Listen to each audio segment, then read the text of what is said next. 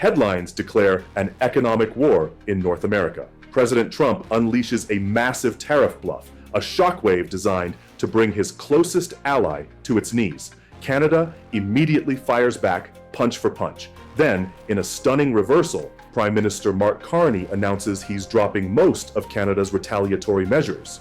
To Washington, it looks like a surrender, but it's a calculated gamble, a bold counteroffensive hiding in plain sight.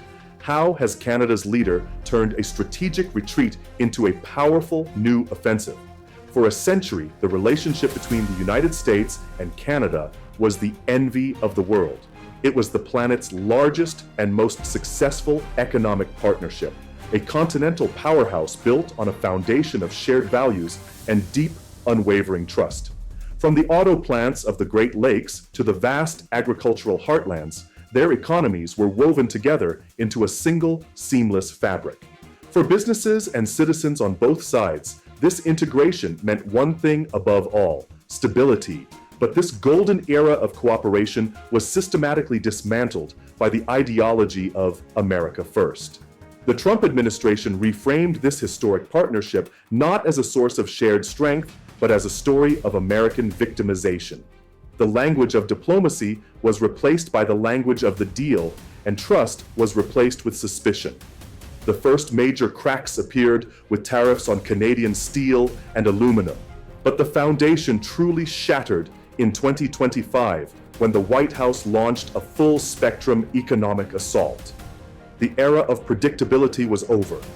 The era of the bluff had begun, setting the stage for an unprecedented confrontation that would test the alliance to its breaking point. In the spring of 2025, President Trump decided to put the alliance to the ultimate test. His administration unleashed a devastating tariff bluff, a move designed to shock the Canadian system to its core. A sweeping 25% tariff was imposed on the vast majority of Canadian goods entering the United States. But for the industrial heartland, the blow was even more severe. In June, the White House announced it was doubling down on its existing duties, hiking the tariffs on Canadian steel and aluminum to a staggering 50%. It was an act of economic warfare against America's oldest and closest friend. The stated goal was to protect American jobs and national security, but the strategic intent was clear: to create an economic crisis so painful that Canada would have no choice but to come to the negotiating table and offer major concessions on the USMCA trade deal ahead of its scheduled 2026 review. This was the maximum pressure doctrine in its purest form. The Trump administration was betting that Canada's heavy economic dependence on the US market was its Achilles heel. By targeting foundational industries, they aimed to create panic in the Canadian business community, expecting corporate leaders to pressure their own government to capitulate. The tariffs were a weapon, a tool to create chaos and leverage, all aimed at forcing a renegotiation of the continent's trade rules on purely American terms. It was a high-stakes, high-risk gamble, predicated on the core belief that when faced with overwhelming force, Canada would inevitably break. The White House was confident that its bluff could not be called. But Washington had fundamentally misjudged the mood in Ottawa. Canada did not break. It hit back, hard and fast. The government of Prime Minister Mark Carney immediately responded with a punch-for-punch retaliation, slapping its own 25% tariffs on tens of billions of dollars of American goods. The message was unequivocal: Canada would not be a passive victim. This initial response plunged the continent into a full-blown trade war, causing immediate disruption to supply chains and injecting a toxic level of uncertainty into the trillion-dollar economic relationship. Then, just as the conflict seemed to be settling into a painful war of attrition, Carney executed a stunning strategic reversal. In August 2025, he announced that Canada was dropping most of its retaliatory tariffs. To the world, it looked like a white flag of surrender. In reality, it was a brilliant and daring counteroffensive. This was no retreat. It was a calculated recalibration. Carney's government realized that a widespread tariff war was hurting Canadian consumers and businesses just as much, if not more, than their American counterparts. So he de-escalated, but with a crucial twist. While he removed the broad-based duties, he kept the retaliatory tariffs firmly in place on three of the most politically sensitive sectors in the United States: steel, aluminum, and autos. It was a move described by analysts as a strategic olive branch with thorns. He was extending a hand to restart negotiations, but making it clear that Canada would continue to exert targeted pressure on key American industries until a fair resolution was found. At the same time, Canada launched an aggressive global diversification campaign, fast-tracking trade talks with partners like the EU and the South American Mercosur bloc, signaling that its long-term plan was to permanently reduce its economic dependence on an unreliable American market. This has left the two nations in a tense and uncertain stalemate. Trump's tariff bluff, designed to force a crisis, has been met with a sophisticated strategy of de-escalation and targeted leverage. Carney has effectively passed the decision back to Washington. He has opened the door for dialogue, but only on the condition that it is a negotiation between equals, not a surrender. The US is now faced with a choice: accept the olive branch and return to the negotiating table to resolve the remaining disputes, or continue a trade war that is inflicting real pain on its own key industries. With the critical 2026 review of the entire USMCA deal looming on the horizon, the stakes could not be higher. While Prime Minister Carney's strategic pivot was praised in diplomatic circles, it could not erase the immediate economic damage inflicted by Trump's tariffs.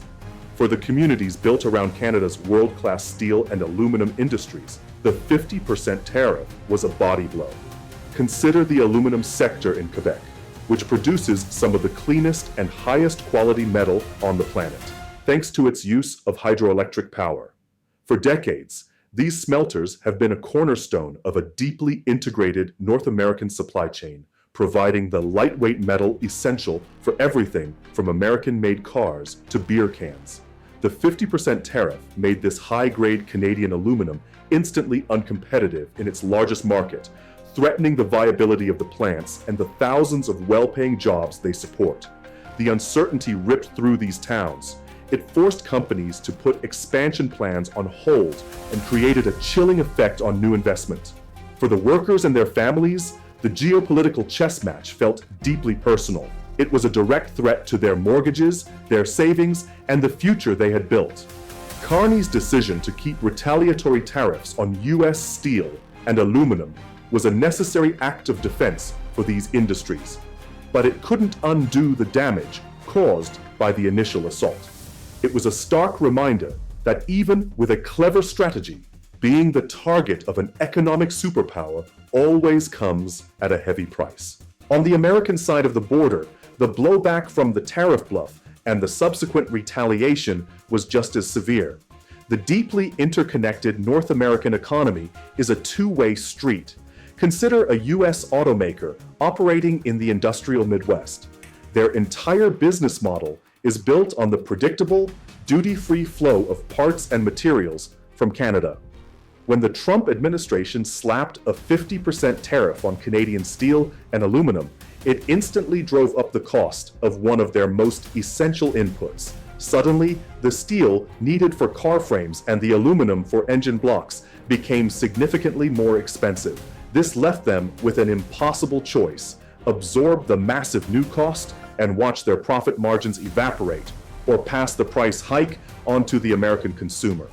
This wasn't just a problem for big corporations, it was a direct hit on the American consumer.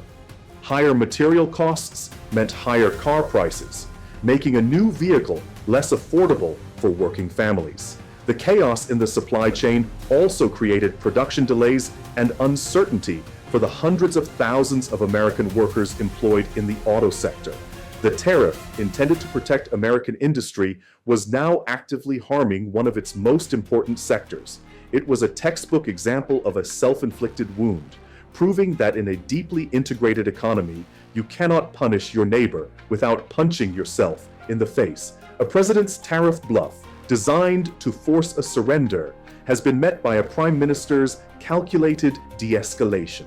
The result is a North America shaken to its core, where the old certainties of partnership have been replaced by a tense, strategic rivalry. An olive branch has been extended, but key industries remain hostages in a conflict with no clear end. With a critical review of the entire trade relationship looming, the future of the continent hangs in the balance. In the race to define the future, will North America win together, or will both nations lose by trying to go it alone? Are you American or Canadian? Share your story and your perspective in the comments below.